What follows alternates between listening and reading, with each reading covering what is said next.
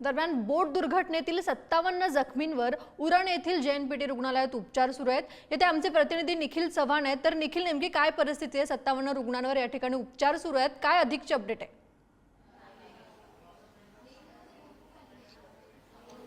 तेजस्विनी, आपण उरण येथील हॉस्पिटलमध्ये आहोत आणि याच ठिकाणी आपण परिस्थिती पाहिली तर जवळपास 57 जणांना याच उरण हॉस्पिटलमध्ये ॲडमिट आहे ते करण्यात आलेलं होतं। त्यानंतर अनेक जणांना आहे ते आता येथून त्यांच्या घरी सुखरूप सोडण्यात आलेलं आहे। परंतु काही कुटुंबीय आपण पाहतोय त्यांची प्रकृती या ठिकाणी डॉक्टरांकडून विचारपूस केली जाते आणि या संपूर्णपणे घटनेची माहिती आहे ती डॉक्टरांना मिळाल्याच्या नंतर डॉक्टरांकडून देखील त्यांच्यावरती जे उपचार आहेत ते करण्यात येत आहेत। डॉक्टरांचं वारंवार या सर्व जे पेशंट आहेत त्यांच्याशी बोलणं सुरू आहे। त्यातील दुर्घटना घडली तेव्हा उपस्थित असणारे आपल्यासोबत एक गृहस्थ आहेत। काका, काय झालेलं होतं तेव्हा? काय कंडिशन होती? नक्की बोट कुठून कुठे चाललेली होती? बोट कमीत कमी अर्धा घंटा पहिले सुटली होती इथून। तिकून एक बोट आली, छोटीवाली खूप फास्टमध्ये आली आणि तिनं धक्का दिला या गाडीला। त्याचा ड्रायव्हर येऊन आमच्या गाडीवर पडला तो। आमचा ड्रायव्हर तो खतम झाला तिथेच। तेवढ्यामध्ये हात वरत गेले ड्रायव्हरनं, ते आमची गाडी पूर्ण खाली डुबत चालली। तर आम्ही बचावासाठी काय करायचं म्हणजे मग आमचा एक मुलगा ते काढा ते अंगात टाका सगळ्याला ते काढून फेकलं, त्यानं सगळ्याला दिलं। त्याच्यानंतर आमची गाडी ते हे ना जहाज पूर्ण डुबत होतं खाली।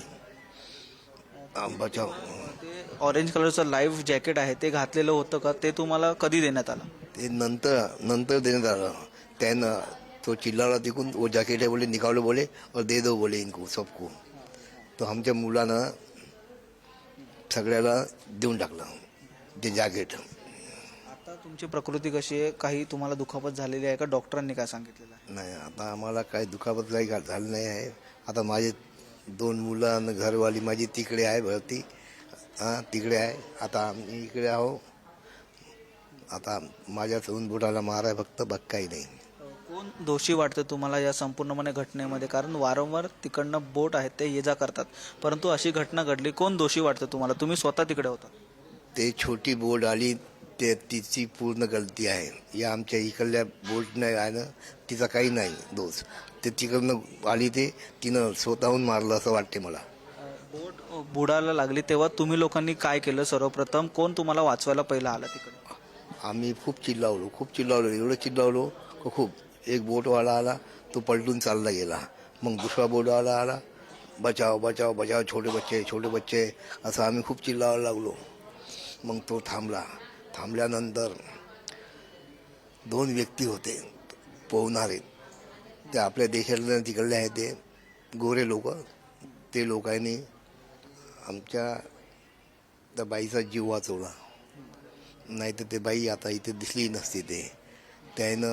त्यानं दोरी पकडायला लावली, नाही तर ते चालले गेले असते। दोषींवरती कुठेतरी गुन्हा दाखल होऊन कारवाई झाली पाहिजे, काय वाटतं? कारवाई व्हायला पाहिजे। आता याच्यामध्ये कारवाई झाली नाही तर असंच कधी बी असंच व्हायचं, काही लोक मरून जायचे। आज कमीत कमी किती लोक मेले अंदाज आहे का? माझ्या सामनेच कमीत कमी तिथं 4-5 लाशा पडून दिसल्या मला। अधिक बाकी किती असेल, दवाखान्यात किती आहे, तिकडे किती आहे, अधिक किती असेल तिच्यामध्ये। नक्कीच आपण पाहिलं तर 55 पैकी एक गृहस्थ आहे, त्यांच्या हाताला देखील लागलेला आहे। परंतु अत्यंत दुर्दैवी ही घटना असताना अंगावरचे शहारे उडवणारी ही संपूर्ण घटना आहे। आपल्यासोबत याच ठिकाणी ह्या कुटुंबियाचे जे आता नातेवाईक आहेत ते देखील आहेत। आता काय वाटतं, काय नक्की घटना घडली आणि यानंतर कोणाला दोषी समजतं याच्यामध्ये? संपूर्ण घटना तुम्हाला घरच्यांनी सांगितली असेल। मला असं वाटतं का, जसं मला ही कल्पना झाली का अशी धडक भेटल्यानंतर, मला तर असं वाटतं का गव्हर्नमेंटने थोडंसं सर्व्हेलन्स वाढवलं पाहिजे। जसं इतर ठिकाणी आहे तसं इथेही समुद्राच्या किनारे जिथे जास्त करून टुरिस्ट आहेत, तर असे इन्सिडेंट झाले नाही पाहिजे, त्याची दक्षता घेतली पाहिजे, मला तरी असं वाटतं। आता कुटुंबियांची तब्येत कशी आहे, काय आता सांगण्यात आलेलं आहे डॉक्टरांकडून? बाकीच्या लोकांना सोडण्यात आलेलं आहे का? आता सध्याची कंडिशन काय आहे या ठिकाणी? जे स्टेबल होते सगळ्यांना घरपोच सेवा केली आहे, घरपोच केलं आहे। माझ्या आईची जरा कंडिशन ठीक नाही आहे, त्याच्यामुळे थांबवलं थोड्या वेळ, ऑब्झर्वेशनमध्ये आहेत ते। नंतर जसं त्यांना बरं वाटतं तसं मी पण जाणार आहे. परंतु याच ठिकाणाहून जी आज बोट जात होती त्या ठिकाणी आहे संपूर्णपणे घटना घडली. काय कोण जबाबदार वाटतं तुम्हाला? मला पूर्णपणे कल्पना नाही आहे. जसं आता माझ्या फॅमिलीने सांगितलं का कोणत्या बुटीने धडक दिली आहे, काय ते स्टंट वगैरे करत होते का, कसे फिरत निश्चित होते. निखिल, तुम्ही आमच्या सोबतच राहा, तुमच्याकडे आपलं लक्ष राहीलच. पण ज्या ठिकाणी ही दुर्घटना घडली त्या परिसरातून आपले प्रतिनिधी रिद्देश हातीम आपल्या सोबत आहेत. तर गेटवे ऑफ इंडिया परिसरात ही जी घटना घडली यानंतर आता सध्या तिकडची परिस्थिती काय आहे? रेस्क्यू ऑपरेशन सध्या सुरू आहे का? नक्कीच आपण पाहिलं सध्या रात्रीची वेळ असल्यामुळे रेस्क्यू ऑपरेशन थांबवल्याची सध्या तरी माहिती मिळत आहे. दुसरीकडे पाहिलं महत्त्वाचं म्हणजे पोलिसांनी ह्याच्यावरती गुन्हा दाखल करण्याची जी प्रोसेस आहे ती सुरू करण्यात आली आहे.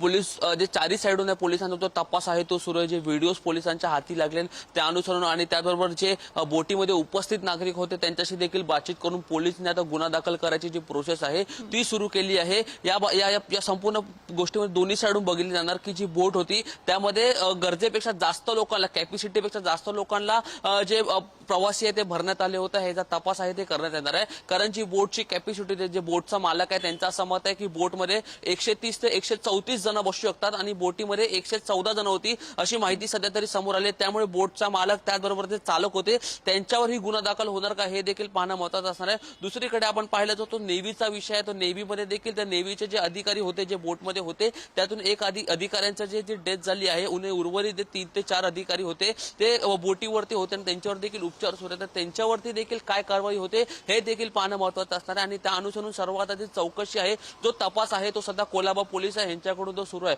महत्त्वाचं म्हणजे आता काय आणि कोणावरती कसा गुन्हा दाखल होणार आहे हे देखील पाहणं महत्त्वाचं असणार आहे. दुसरीकडे आपण पाहिलं जरी 114चा नंबर जरी आला असेल तरी अधिकृतपणे जे बोटमध्ये शिरले किती होते ह्याचा जो प्रॉपर काउंट आहे तो अद्याप हाती आला नाही. त्यामुळे उद्या सकाळ झाल्यानंतर पुन्हा हा जो सर्च ऑपरेशन आहे जो ज्या परिसरामध्ये हा जो झाला होता त्या परिसरामध्ये आहे, जो कारण जो हा जो ज्या परिसरामध्ये झाला होता तो परिसर बरोबर निश्चित रिद्देश, धन्यवाद तुम्ही दिलेल्या या अधिकच्या माहितीसाठी. निखिल, तुम्हालाही धन्यवाद. आणि या बुलेटिन मध्ये आपण बघतोय की मोठी बातमी येते. केंद्र सरकारकडून मृतांच्या नातेवाईकांना 2 लाखांची तर जखमींना 50,000ची मदत जाहीर करण्यात आली आहे. पंतप्रधान राष्ट्रीय मदत निधीमधून ही मदत जाहीर करण्यात आली आहे. राज्य सरकारकडूनही मृतांच्या नातेवाईकांना 5 लाखांची मदत ही राज्य सरकारकडूनही जाहीर झाली आहे. आता केंद्र सरकारकडूनही ही मदत जाहीर करण्यात आली आहे.